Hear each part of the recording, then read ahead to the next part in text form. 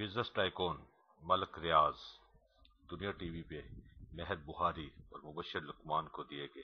Planted interview کے of the record گفتگو کے منظر عام پہ آنے کے بعد نامور صحافیوں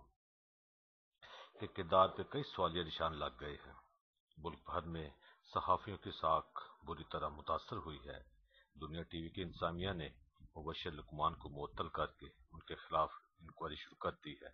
جبکہ مہر بخاری نے اپنی اور دنیا ٹی وی کے مالک میاں عامر اور انتظامیہ کی وضاحتیں پیش کرتے ہوئے کہتی ہیں کہ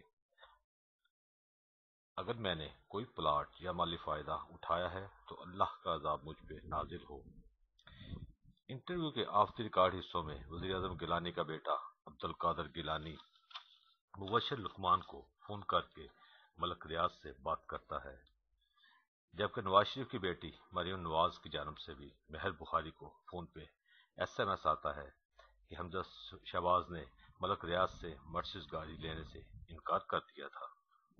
ایک موقع پہ مبشر لقمان پرویز الہی کے بیٹے مونس الہی کا نام لینے سے مہر بخاری کو منع کرتا ہے، جس پہ دونوں میں جھگڑا ہوتا ہے اور مبشر لقمان ناراض ہو کے اسٹوڈیو سے چلا جاتا ہے، جسے ملک ریاض کی بیٹی مریم منا کے دوبارہ اسٹوڈیو میں لے کر آتی ہے۔ ملک کے نامور صحافیوں نے اس بات پہ زور دیا ہے کہ اب سیاستدانوں، ججوں، جرنیلوں اور صحافیوں کا بھرپور احتساب کرنا چاہیے اور قوم کو ان کا اصل چہرہ دکھانا چاہیے۔